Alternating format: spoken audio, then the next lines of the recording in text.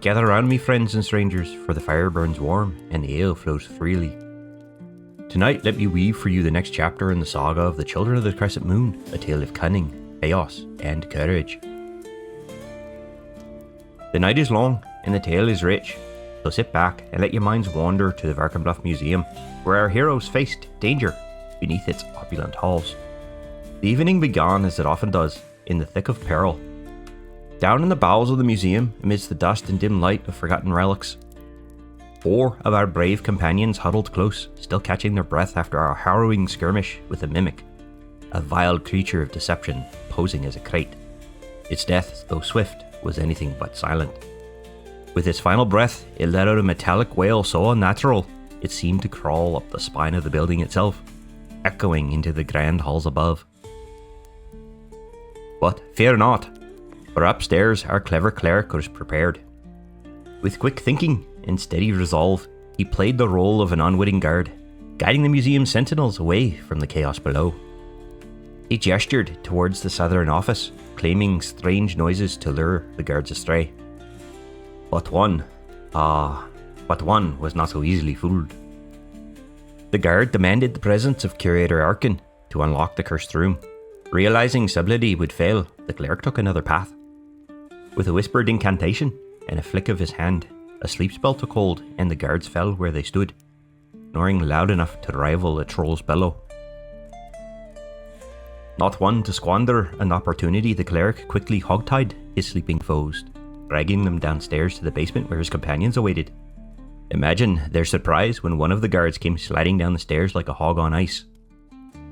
But there was no time for laughter, for the museum's secrets beckoned. In that shadowed basement, they stumbled upon a hutch of peculiar design, housing a device that glowed with a strange orange light. Its humming energy seemed to pulsate with restrained power, as if the very air around it held its breath. Upon closer inspection, the artifact was revealed to be akin to the one they had found before in the Crypt of Whispers, yet larger, more intricate, and teeming with mysteries untold. Inside its glowing sphere, scraps of parchment swirled like leaves caught in an eternal storm. Behind it, another artifact lay dormant, lifeless and inert, yet no less enigmatic. But the hutch held more than just these relics.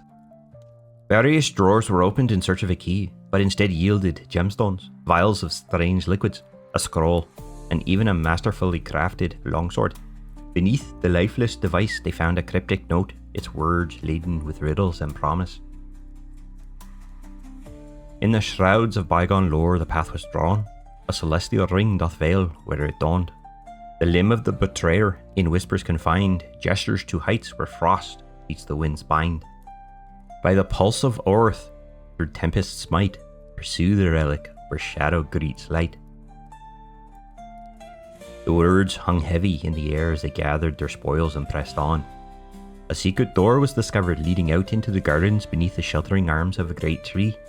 And in the hall that led to that tree, a sack of coin awaited, silver, copper and gold glinting like stars caught in a net. But their respite was short-lived as the guards they had subdued earlier began to stir. The druid, with a gentle warning, and the artificer, with a touch of steel, ensured they would not trouble them further. Upstairs, the Gala glittered in full splendour. The hall was alive with music and murmurs, the air thick with the scent of rich gravies and a tang of green. Guests sipped airy drinks that bubbled and fumed, served on silver trays. The Murkmire stone, his evening centerpiece, sat upon a marble pedestal, its eerie green glow growing stronger as the clock crept forward. Our cleric, blending seamlessly with the crowd, observed it all from a table in the southern portion of the room, feasting quietly on lavish delicacies and answering the idle chatter of nobles, light brevity. Across the room, Ali worked her charm, weaving tales and laughter among the gathered elite. Just before the gala ended, the party regrouped in the attic, waiting for the museum to empty and the night to grow quiet. But even as the festivities waned and the museum's doors were locked for the night, the Murkmire stone began to stir. As its energy pulsed, a strange vigour overtook the ranger and the cleric, while the rest of the party felt its ominous presence creeping into their minds. Time was now against them. Their goal was clear: replace the Murkmire stone with a decoy, a massive emerald from the Underground Wonders exhibit. And through cunning and courage, they reached the stone. The druid charmed the guard, the rangers secured their path, and the cleric once more sent their foes into slumber.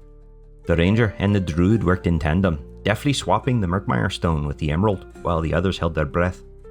No alarms blared, no traps were sprung. It seemed as if they had succeeded, until the retreat tripped the museum's arcane defences. Bells rang out and the chase was on. The party quickly scrambled to the attic, escaping through a skylight and down the building's exterior. But the museum, as if possessed, fought back. A locked gate barred their way, and it was only through the artificer's acid splash and the ranger's brute strength that they broke free. They fled into the night, the Murkmire stone secured in their bag of holding, its power seeping into their very bones. At last, they reached the Void Piercer, where Dr. Denell waited with the crystal chamber.